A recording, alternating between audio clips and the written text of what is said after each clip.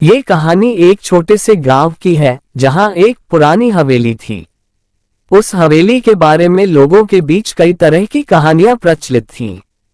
कहा जाता था कि वह हवेली भूतिया है और वहां जाने वाला कभी लौटकर नहीं आता।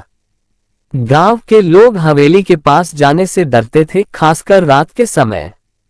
रवि, एक साहसी युवक जो भूत प्रेत में विश्वास नहीं करता था, ने उस हवेली के रहस्य का पर्दाफाश करने का निर्णय लिया।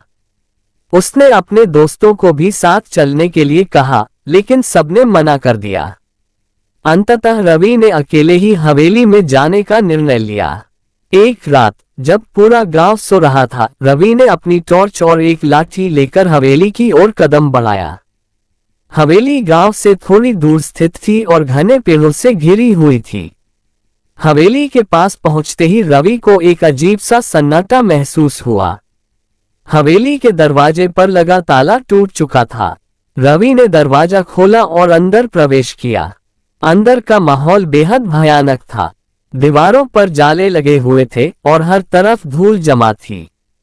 हवेली के अंदर गूंजती हुई हवाओं की आवाज रवि के दिल को धड़काने लगी, लेकिन वह डर के आगे झुकने वाला नहीं था। उसने एक एक करके सारे कमरे देखे। हर कमरे में अजीबोगरीब तस्वीरें और पुराने फर्नीचर रखे थे। अचानक एक कमरे में उसे किसी के रोने की आवाज सुनाई दी। रवि ने अपने दिल को मजबूत किया और आवाज की दिशा में चल पड़ा। जैसे ही वह उस कमरे के पास पहुंचा, दरवाजा अपने आप खुल गया। रवि ने अंदर झांककर देखा तो उससे एक सफेद साड़ी पहने महिला दिखाई दी जो रो रही थी। उसका चेहरा बहुत ही डरावना था। रवि के कदम ठिठक गए, लेकिन उसने हिम्मत नहीं हारी और उस महिला से पूछा, तुम कौन हो और यहाँ क्या कर रही हो? महिला ने धीरे से सिर उठाया और कहा, मैं इस हवेली की मालिकिन हूँ। मेरे पति ने मुझे धोखा दिया और मारकर इस हवेली में दफना दिया। मेरी आत्मा तभी से यहाँ भटक रही है। रवि ने पूछा, तुम्हें मुक्ति कैसे मिल सकती है?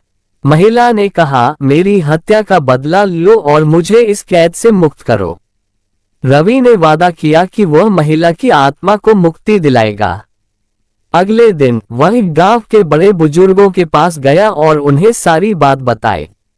बुजुर्गों ने हवेली के इतिहास को खंगाला और पता चला कि वाकई उस महिला की हत्या उसके पति ने की थी, लेकिन किसी को भी इस बात का सबूत नहीं मिला था। रवि ने पुलिस की मदद से उस मामले की फिर से जांच करवाई और अंततः महिला के पति को गिरफ्तार कर लिया गया। महिला की आत्मा को न्याय मिला और हवेली फिर से शांत हो गई। इसके बाद गांव के लोग रवि की बहादुरी की तारीफ करने लगे।